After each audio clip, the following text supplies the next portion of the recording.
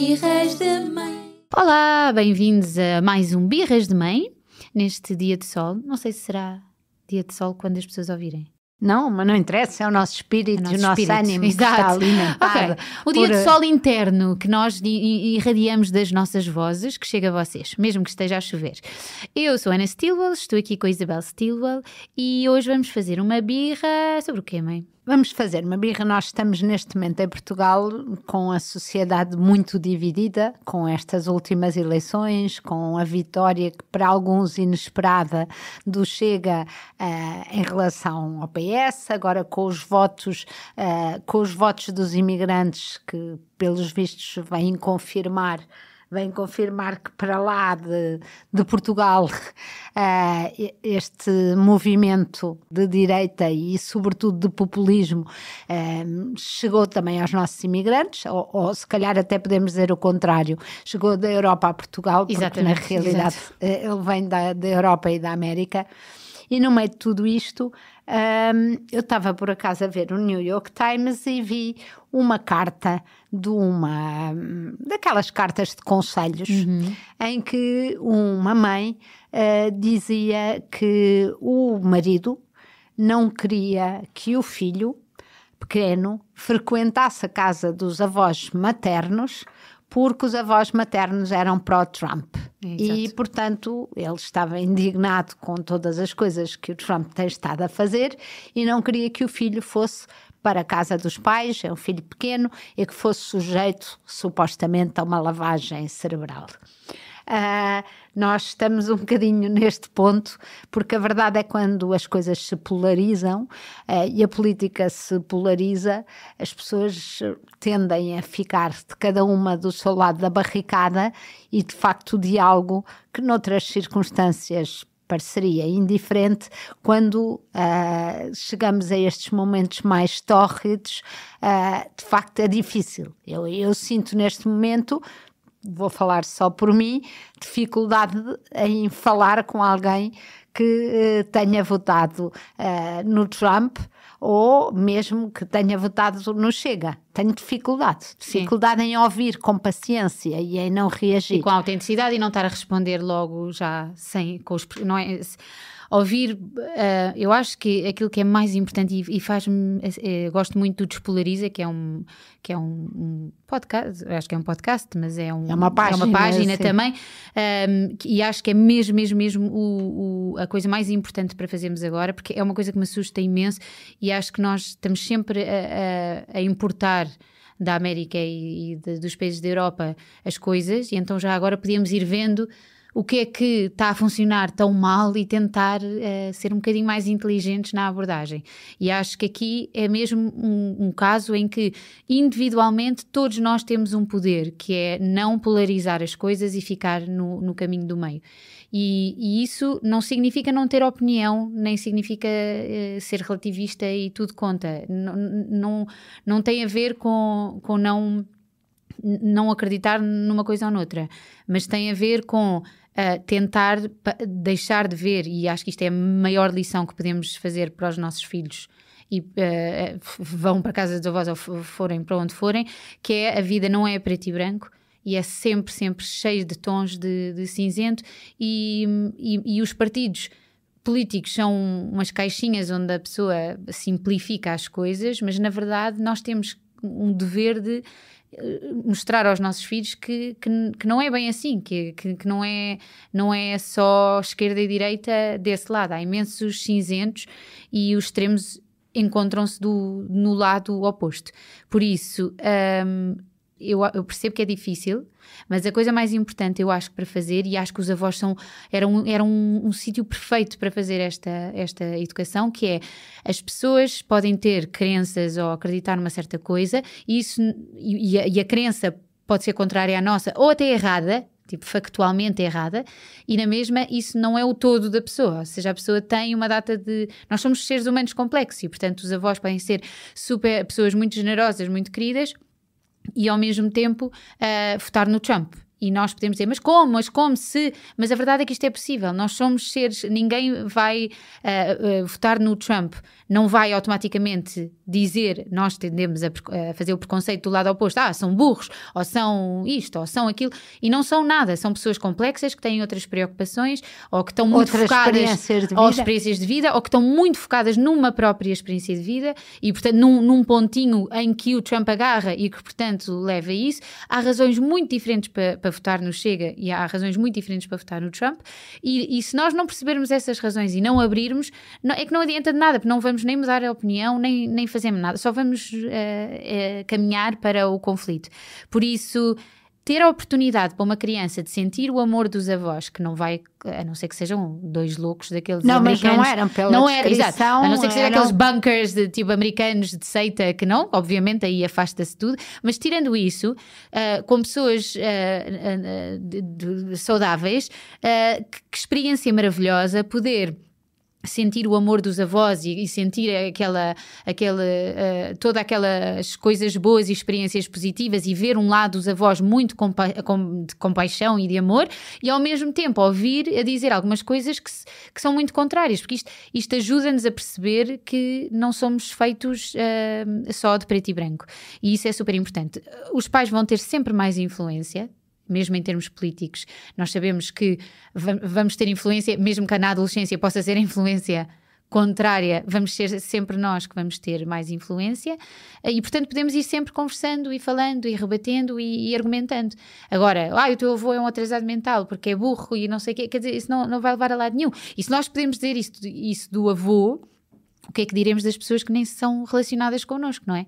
E aí é os outros e nós. E então acho que não é só ele pode ir para a casa dos avós, ele deve ir para a casa de avós de pessoas que pensam de uma forma muito diferente para se poder não polarizar a sociedade, porque senão é que isto é mesmo grave, porque depois não vou contratar esta pessoa porque não vou pôr no meu feed do Instagram porque e pronto, e ficamos no ciclo de só vemos, só falamos, só ouvimos coisas da nossa facção e vice-versa.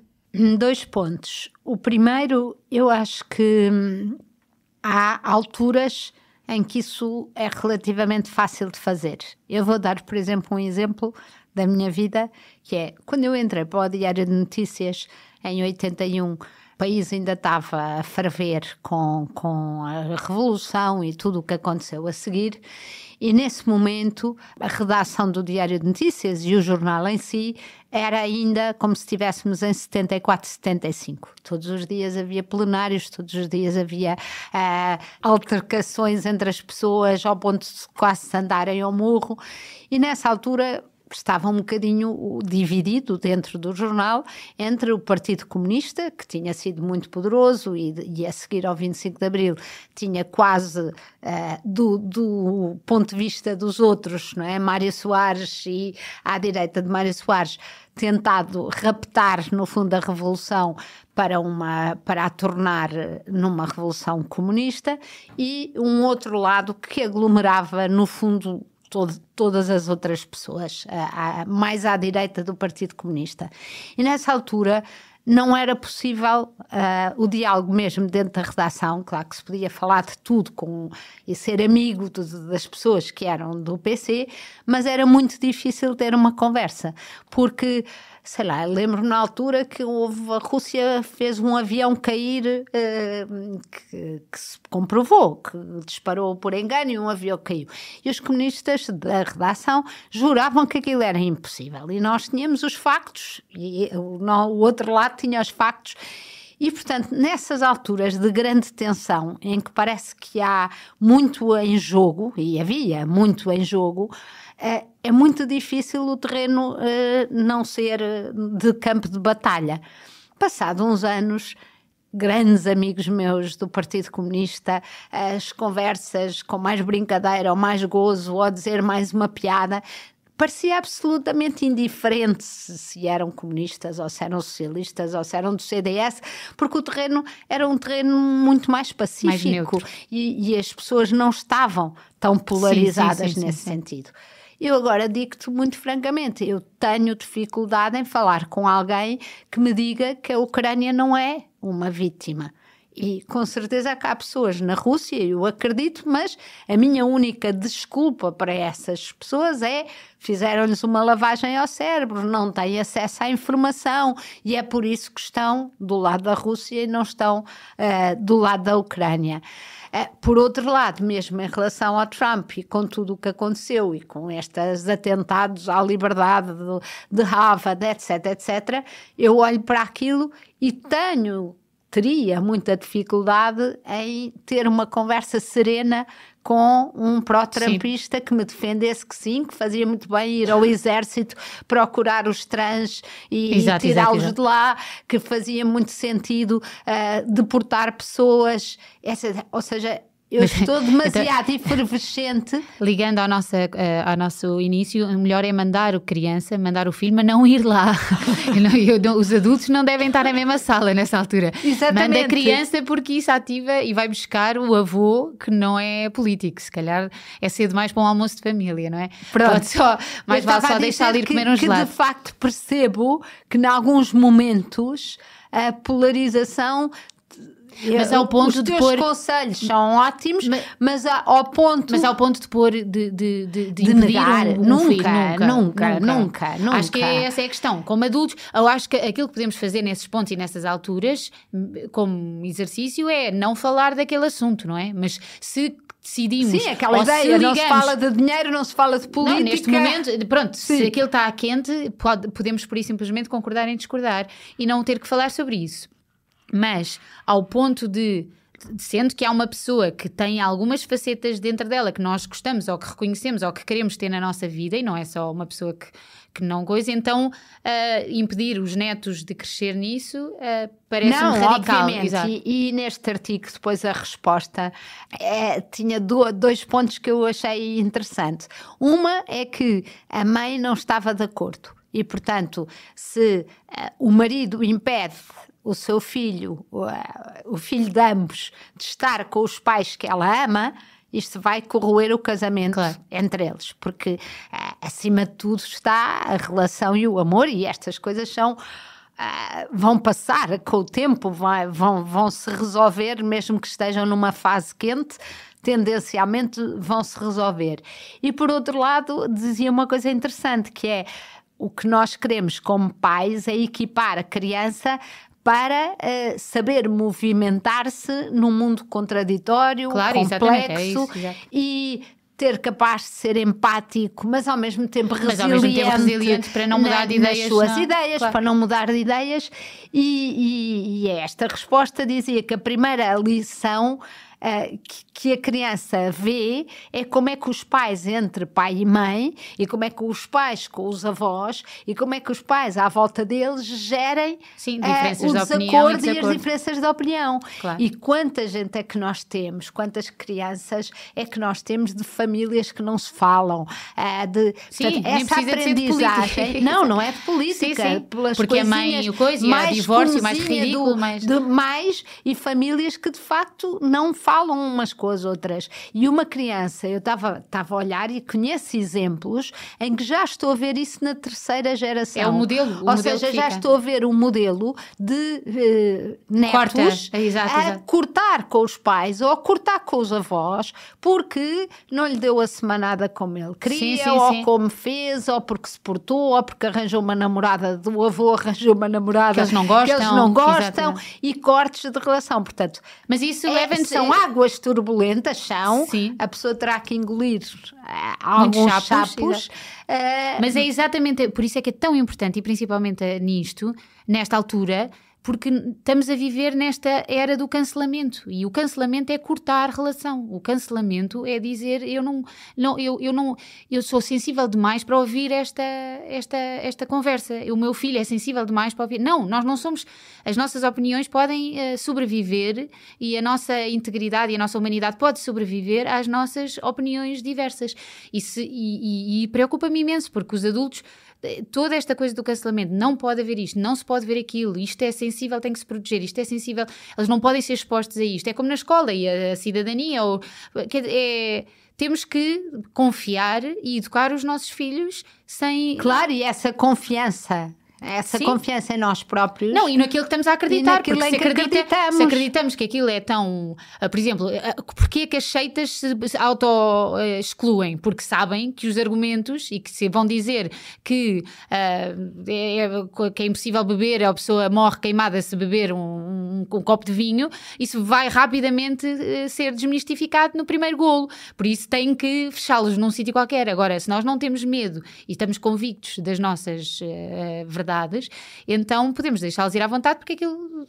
Pois, porque na realidade, e depois de ler esta carta e esta resposta, no fundo, o que este pai, ou o que nós fazemos ao tirar o neto aos avós sobre este argumento da política, pode estar convencido, fingir que está convencido, que tem medo que o filho de 4 anos fique influenciado pela ideologia, mas é um castigo, é vingança, é castigo e vingança. Claro. E portanto isso vai ser sentido pelos avós exatamente como castigo e polarizando vingança, ainda mais. pela mulher que a filha como castigo e vingança, e acaba numa guerra de poder que obviamente só vai radicalizar ainda mais. Vai radicalizar mesmo.